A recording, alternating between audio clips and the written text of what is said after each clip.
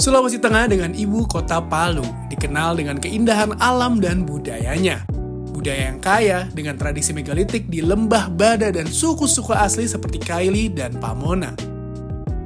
Ekonomi provinsi ini didukung oleh pertanian dan perkebunan, terutama kopra, kakao, dan kelapa sawit. Pariwisata juga berkembang pesat dengan populasi sekitar 3 juta jiwa pada tahun 2023. Sulawesi Tengah menawarkan keindahan alam dan budaya yang unik. Ini dia Youth of Indonesia, Sulawesi Tengah. Karakter ID Youth of Indonesia. Youth of Indonesia by BNPT RI. Semuanya balik lagi di podcast Youth of Indonesia. Dan kali ini masih bersama saya Tio Tomo. Kita berada di Sulawesi, tetap di Sulawesi Tengah. Dan sekarang ini udah ada saya bersama Pak Ketua FKPT dari Sulawesi Tengah, Bapak Dr. Nur Sangaji, dan juga Bapak Dr. Muhammad Swaib Tahir. Ini tenaga ahli dari BNPT. Ya. Nah, apa kabar Pak? Baik. Gimana nih kabarnya nih? Juga. Selamat. Pertama kali saya ke Palu nih Pak ya. Pertama kali saya ke Palu nih Pak. Dan Manfaatkan benar itu. betul sekali.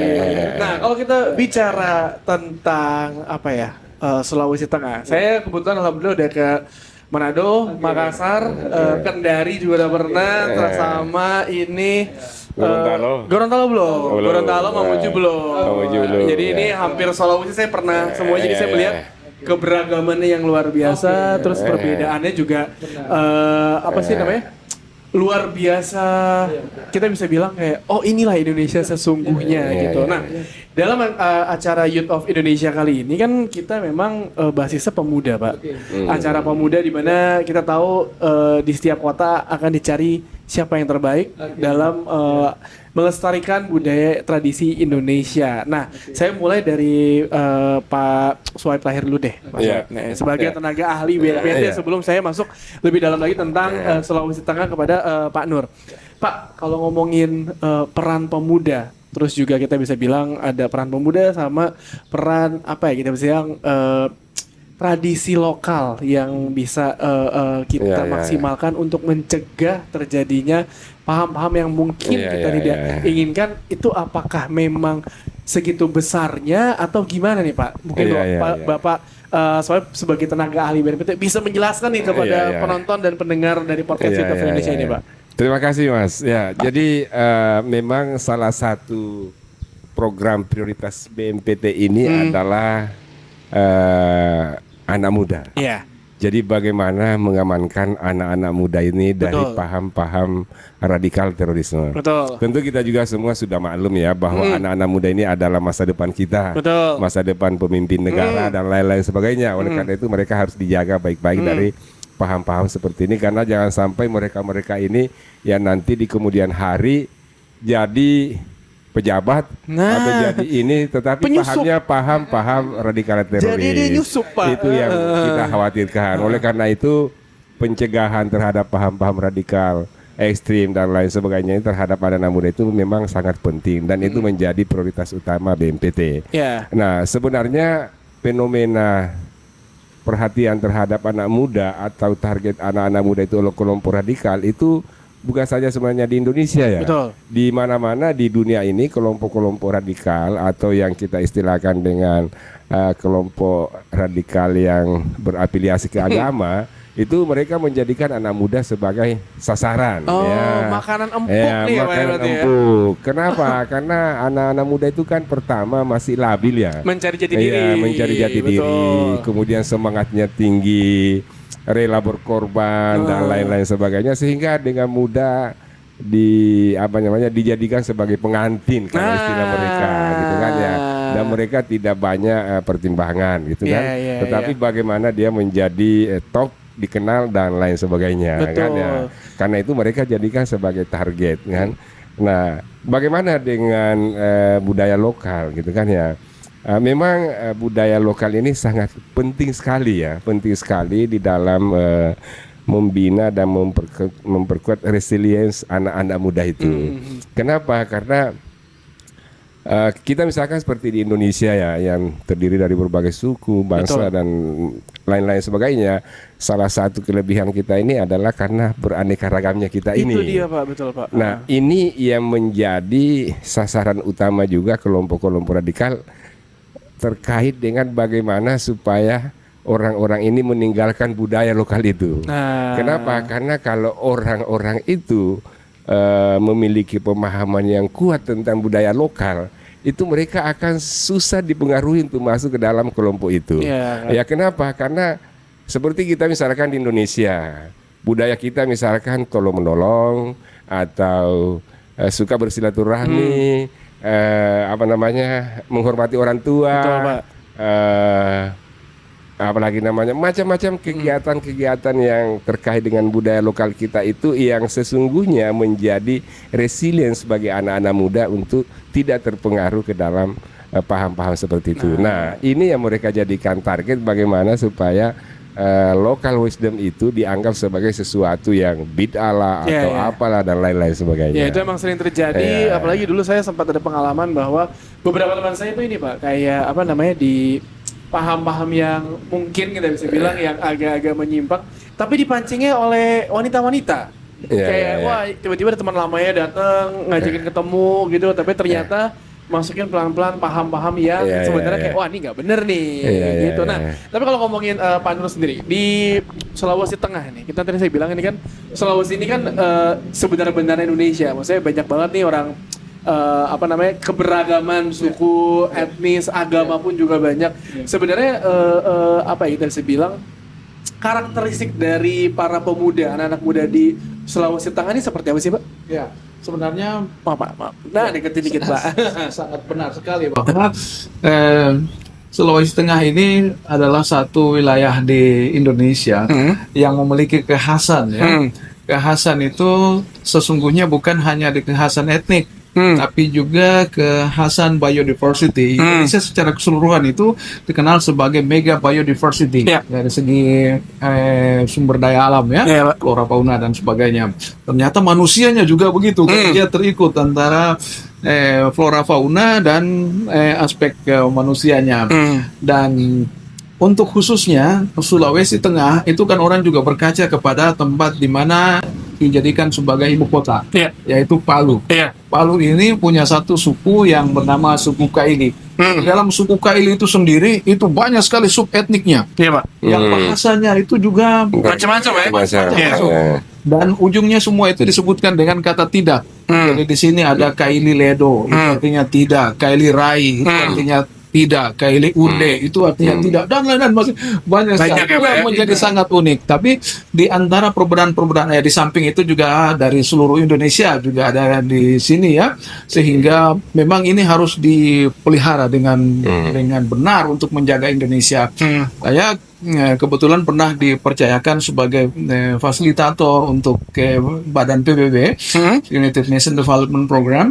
Saya mendorong apa yang disebutkan dengan local wisdom dalam hal ini terutama bahasa misalnya. Jadi salah satu poin yang menurut saya sangat penting itu adalah literasi.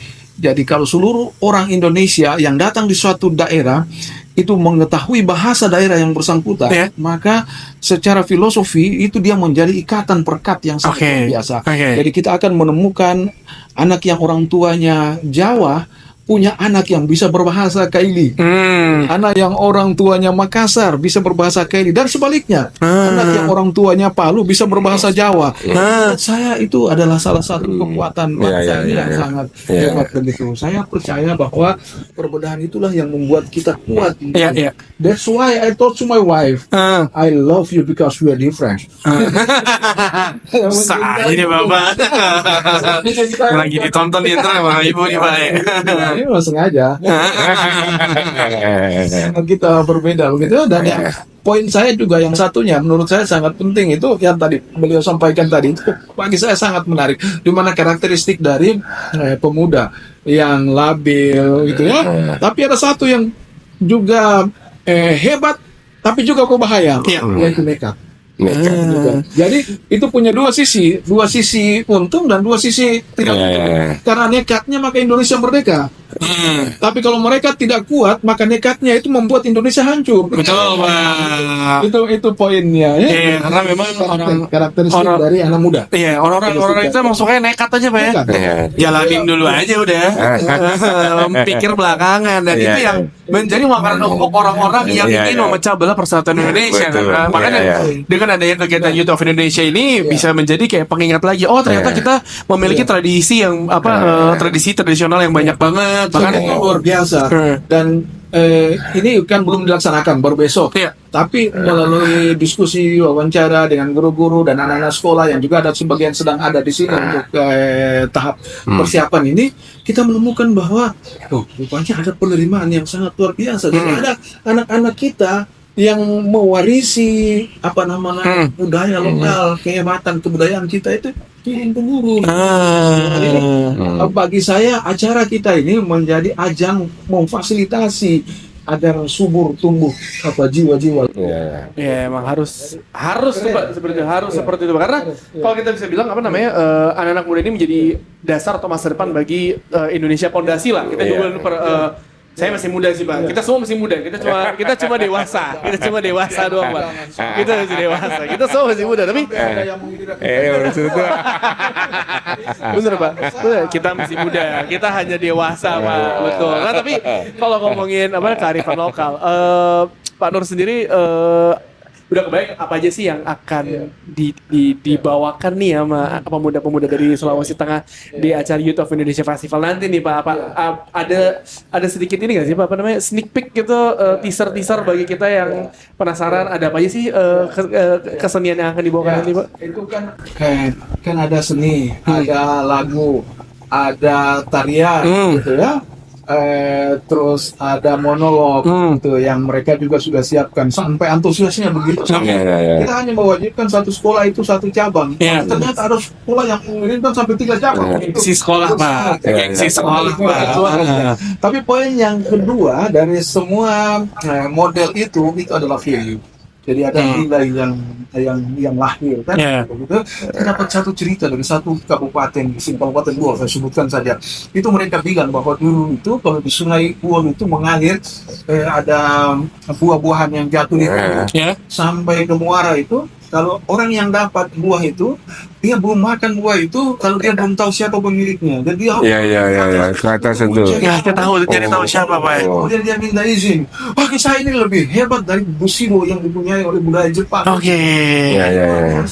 Betul. Nah, ini yang kita perlu gali, dan itu saya kira hadir di semua negara Indonesia ini.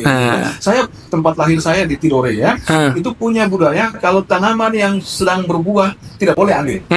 Tapi kalau dia sudah jatuh ke tanah itu milik semua orang. Iya, aduh.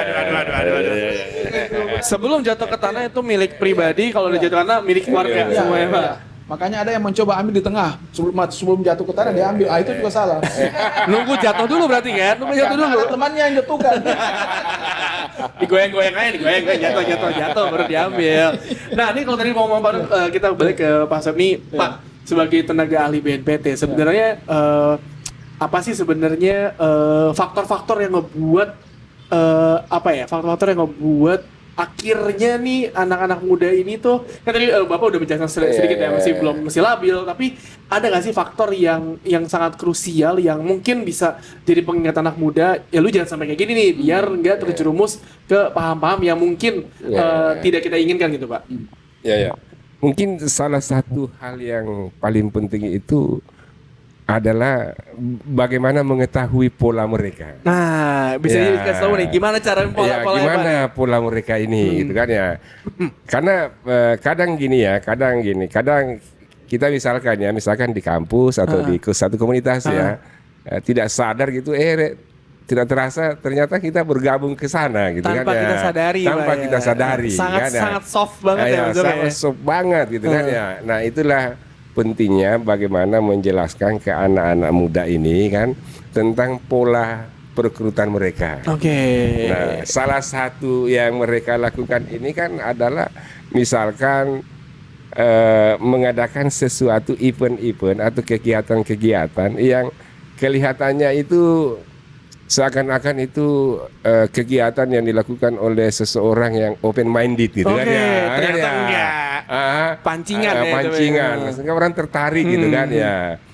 Tetapi anggaplah misalkan kayak bikers atau apa dan lain sebagainya, macam-macam kegiatan-kegiatan yang sifatnya seakan-akan itu diprakarsai oleh orang yang open minded gitu kan Padahal ya, enggak. yang maju, yang apa. Tetapi sesungguhnya itu diprakarsai oleh mereka. Nah, ketika kita masuk ke dalam situ, mereka pelan-pelan gitu kan ya, pelan-pelan untuk merekrut kita masuk dalam kelompok mereka. Oke. Nah, itu jadi perlu mewaspadai cara mereka. Kemudian kedua gitu kan, ya saya pikir itu semua sudah maklum, misalkan di media sosial. Betul, kan ya, Pak. di media sosial. Kita juga harus waspada tentang narasi-narasi yang mereka kembangkan di media sosial. Nah, gitu ini kan, yang bahaya emang zaman sekarang. Nah, karena kalau misalkan anak-anak muda kita ini tidak paham dengan narasi-narasi mereka, itu mereka tidak sadar terjerumus ke situ kan ya. Betul sih, Pak. Karena makanya di sini pentingnya juga orang tua ya, bagaimana orang tua mengawasi anak-anaknya, bagaimana juga di sekolah pengetahuan tentang hal-hal seperti ini supaya anak-anak itu tidak terpengaruh, tidak masuk dalam golongan itu, karena paling terbuka kan ini media sosial. Betul, kan ya. Pak. Nah, kalau anak-anak itu tidak mengetahui bahwa ini sebenarnya arah ke sana, kan dia ikut-ikut aja tuh, gitu kan ya. Nah, ini yang bahaya. Jadi Ini, betul. perlu mengetahui cara mereka melakukan propaganda di media sosial. Dan ini salah satu tugasnya adalah tugasnya Bapak ini. Nah, benar, tugasnya berat juga, Pak ya.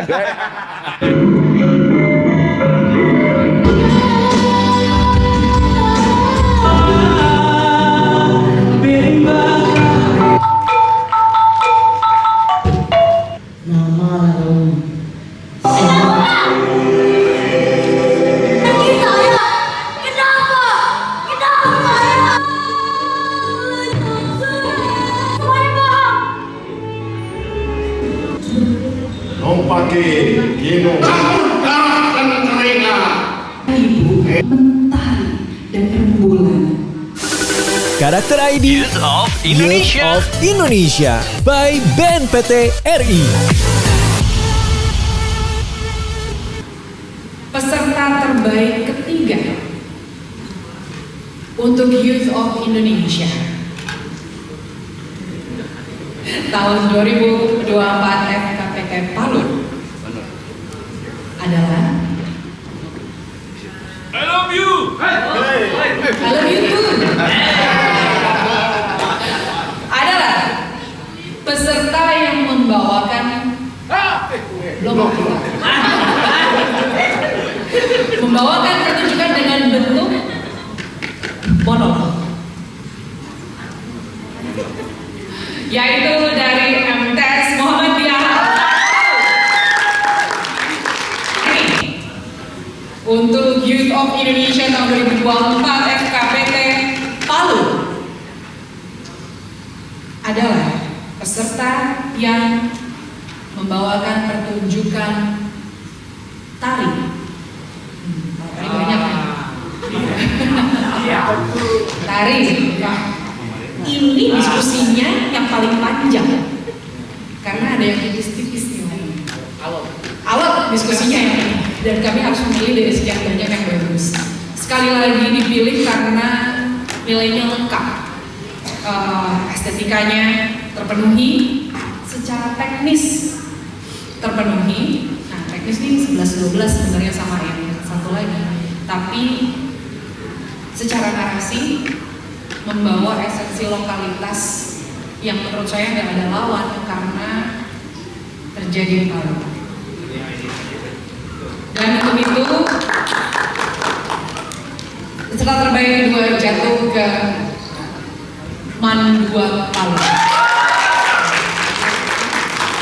Dan pemenang pertama atau peserta terbaik pertama Youth of Indonesia YOI tahun 2024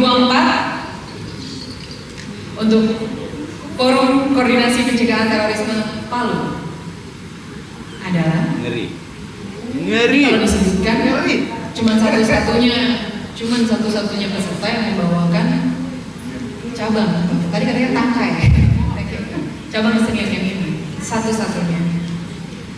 Jadi langsung saja saya sebutkan, jatuh kepada SMA N1 Palu.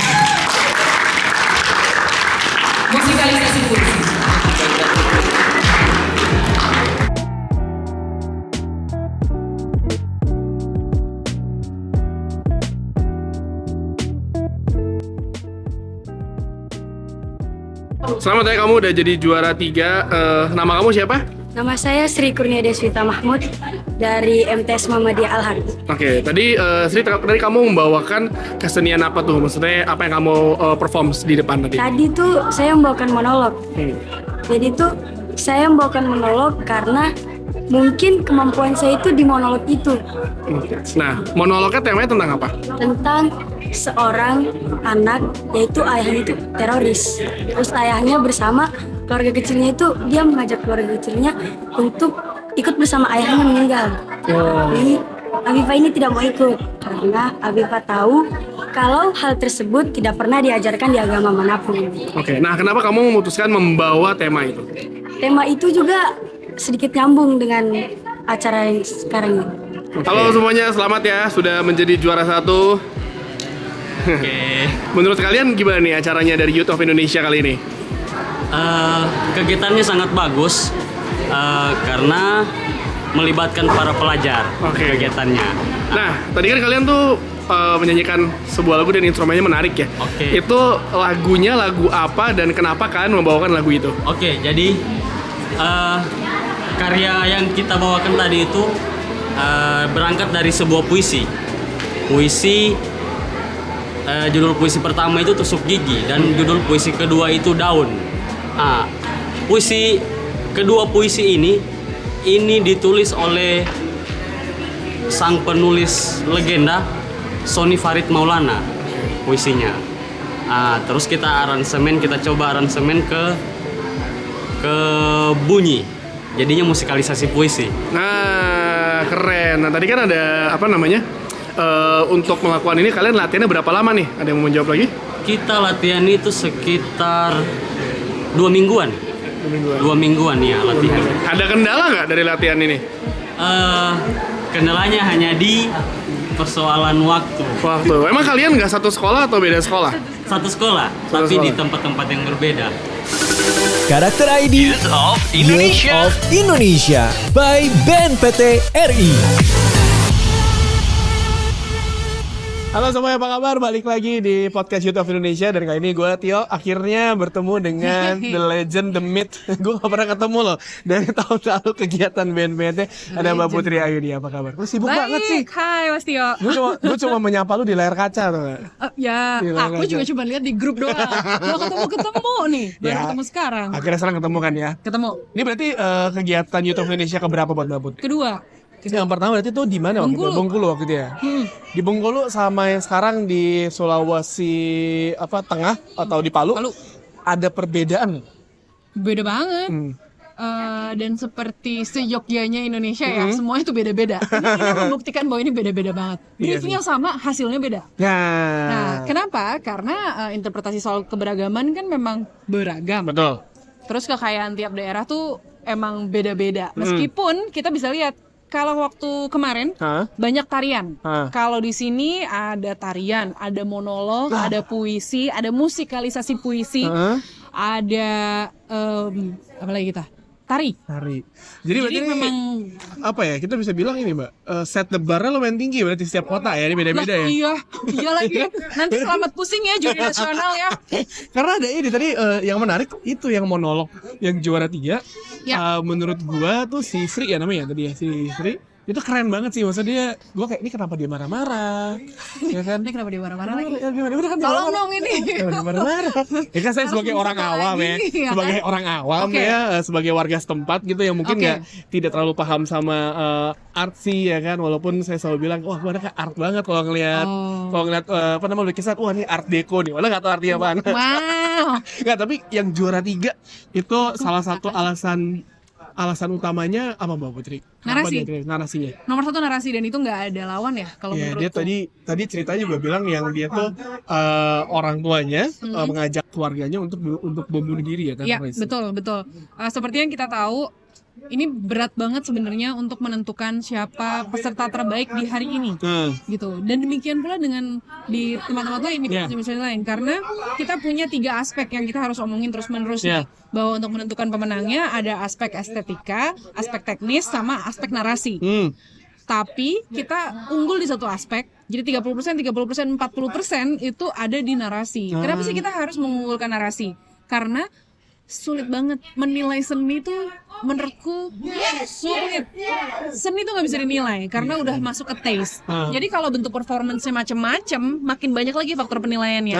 Tapi satu hal yang nggak boleh lepas dari itu semua, ada unsur narasi, unsur penyampaian pesan yang penting untuk dikenali oleh seluruh Indonesia atau Harus secara jelas ya? nasional. Betul. Pesannya harus jelas tapi sekaligus mengangkat lokalitas. Nah, tadi mereka jalan tapi pakai aku lupa tadi dikasih tahu nama alat musiknya. Jadi ada iringan kedaerahannya. Yang kalau orang Palu langsung nih suara musik Udah Palu. paham ya, udah paham ya. Gitu. Jadi nggak boleh lepas dari kedaerahan, tapi juga harus punya unsur yang universal. Dalam hal ini universalismenya ada di nasional, di Indonesia gitu. Nah, memang harus diakui dari 3 peserta terbaik kali ini ada kelebihan dan kekurangannya. Betul. Dan ketika mereka bergabung bisa saling melengkapi keunggulan masing-masing. Itu dia. Contohnya Avenger nanti ya. kayak Avenger, itu dia Bhinneka Tunggal Ika kan. Betul. Persatuan harus dari situ. Betul. Jadi kenapa kita memilih yang ketiga? Karena pesan narasinya kuat dan dekat sekali dengan pesan-pesan BNPT. Betul. Saya juga langsung kayak wah. Langsung ngeh kan, langsung ini nih gitu. Tapi kelemahannya ada di mana? Unsur teknis. Makanya tadi bilang, wah kenapa marah-marah nih gitu. dia. Harusnya pertanyaan itu nggak muncul kalau menurutku. Kalau kita bisa menangkap pesannya dengan clear. Berarti ada kelemahan dalam cara penyampaian pesan. Oke. Yang kemudian dibungkus sama menurutku juara 1 dan juara 2-nya. Oke. Yang juara 2 menang di keindahannya kalau menurutku. Iya, juara 2 Karena kemasannya bagus. Betul. Kostumnya juga bagus Niat gitu banget kan. ya, niat banget ya. Dan bawa pesan juga pesan yang menurutku luar biasa. Mereka cerita tentang bencana Palu. Ya. Yang menurutku duka ini kalau mau sekarang dibilang masih. betul. Duka ini memang bilangnya milik Indonesia, tapi nggak ada yang bisa mengakui duka milik seseorang. Dan duka ini milik Palu. Dan ketika mereka bikin, tadi ketat banget nih. Ada beberapa yang tarinya bagus, terus menurut kita nggak bisa harus ini yang menang sih. Karena narasinya jelas ya. Dan emosional nontonnya. Jadi kayak, aduh tahu lagi. Dan aku terakhir kesini tuh nggak jauh dari gempa Palu. Aduh. Jadi begitu kesini lagi dan lihat pembangunannya cepet banget. Menurutku ini jadi salah satu memento yang penting bahwa kita tahu despite apapun yang terjadi di Palu ini semuanya kerja bareng untuk bikin Palu menjadi lebih baik ya. Menjadi lebih baik, bangkit lagi. Puing-puing yang waktu itu aku datang lihat kanan kiri sekarang udah ganti jadi bangunan-bangunan lagi gitu. Jadi kembali ya. Tempat kita nginep yang kemarin kerendam ini udah kagak kerendam gitu. Jadi menurutku hal-hal penting tentang Indonesia, tentang hal yang sangat mendasar, local wisdom. Nah, dan apa yang menjadi milik suatu daerah itu nggak bisa terwakilkan oleh apapun lagi kecuali oleh orang-orangnya sendiri. Nah, itu makanya juara 2 mereka masuk. Nah, yang juara 1 kan dia lumayan menarik ya. Tadi waktu wawancara dia kayak ada instrumennya macam-macam, ada yang main apa sih gamelan ya? Itu gamelan kan atau bukan? Wait, ada istilahnya laka something. Ya itulah. Kita harus tanya. Pak, butuh bantuan. Itulah pokoknya dia. Kalau di Jawa gambang dan gamelan gitu. Nah, itu yang juara 1 kenapa akhirnya dia Mbak Putri dan juri yang lain memutuskan untuk mereka adalah yang terbaik untuk menjadi juara 1. Melengkapi semuanya atau dia ternyata memiliki semua yang nggak dimiliki oleh juara 2 dan juara 3. Undeniably tidak bisa terbantahkan, skillnya luar biasa. Betul, mereka satu sekolah semua loh. Satu sekolah ternyata, satu sekolah. Itu pas wawancara satu sekolah. Dan ngeliat anak muda mainin alat musik tradisional, keren banget. Keren banget. Jadi udah tidak terbantahkan nilai lokalnya, tidak terbantahkan skillnya, dan menurutku karena itu puisi ya, jadi ada pesan-pesan yang semiotics gitu, yang mereka juga kencang banget. Pesannya tuh tentang alam. Iya kan. Jadi buatku tentang bagaimana kita harus bersatu menjaga alam kita yang pada gilirannya menjaga kita gitu, itu jadi penting banget dan disampaikan dengan cara yang sangat indah yang nggak dimiliki oleh grup lain. Memang ini udah skillnya udah paling top notch gitu. Tapi undeniably itu memang harus dipilih. Tapi overall berarti Palu menyenangkan ya. Gue tadi ada beberapa, tadi saya pas lagi nonton ada nih yang saya lagi makan terus nih yang acting itu loh. Terus saya bilang wah cegil nih, fix nih, udah cegil. Dia fix nih cegil in a positive note ya. Tapi pas itu mereka langsung berubah kayak itu kan berarti kan keragaman semuanya, mereka mau memunculkan semuanya, mau memunculkan bahwa oke nih gue bisa melakukan ini, bisa berguna bagi bangsa dan negara, dan yang paling penting menurut Mbak Putri apakah dengan kegiatan ini sangat-sangat erat dengan cara kita ya setidaknya membantu lokal di FKPT lokal ini di Sulawesi Tengah untuk menahan gempuran dari radikalisme yang semakin banyak apalagi dengan sekarang zamannya sosial media, Mbak Putri. Yes, aku ngelihat tadi pesertanya rata-rata justru menggunakan bahasa asli. Iya. Dan mereka nggak ragu-ragu, nggak takut, nggak ada perasaan enggan menggunakan bahasa asli. Nyanyi lagunya rata-rata malah bukan bahasa Indonesia tapi bahasa asli. Iya, tadi kan lu sempat gua enggak salah sama di translate lah udah juri. Betul. Setiap kali tenang, pada saat saya dengar dan bahasanya bukan bahasa yang saya mengerti, ada translation kanan kiri. Dan di tengah sosial media tinggal kasih subtitle. Betul. Nah, kita jadi kenal ada bahasa-bahasa yang lain di luar yang kita tahu sehari-hari gitu. Kalau karena aku di luar Sulawesi ya gitu. Plus suku dalam Sulawesi aja banyak banget. Jadi ini seru banget menurutku. Aku percaya bahwa anak-anak muda di sini masih sangat bangga sama budayanya sendiri. Berani bangga itu penting banget untuk bisa memperkaya khazanah budaya kita. Siapa lagi yang pegang kalau bukan anak-anak muda? Yang penting dimaksimalkan aja semuanya. Itu tadi akhir dari Youth of Indonesia Festival di Sulawesi Tengah. Kita akan ke kota-kota lainnya. Mbak Putri mungkin ada pesan-pesan satu patah dua patah kata buat warga setempat nih dari Sulawesi Tengah nih. Kalau saya jangan terus saya kayak pakai bahasa Ciledug nanti ke warga. Tapi kan ada tuh yang yang tadi bilangnya tuh yang bilang ini apa centongan. Iya. Di sana bilang centongan ya. Centongan padahal sodet. Sodet. Mungkin Mbak Putri silakan. Oke, untuk teman-teman di Sulawesi Tengah, saya baru saja menyaksikan Palu Berbangga nih judulnya. Kita pengen banget terus mendengarkan bahasa, kesenian, dan cinta terhadap segala hal yang lokal untuk memberikan kontribusi kepada hal-hal yang nasional, yang bisa kita banggakan dari negeri kita. Menurutku adalah keberagamannya. Jadi teman-teman jangan ragu, jangan takut, kita semua cinta sama keindahan keberagaman negeri kita. Karakter ID Youth of Indonesia by BNPT RI.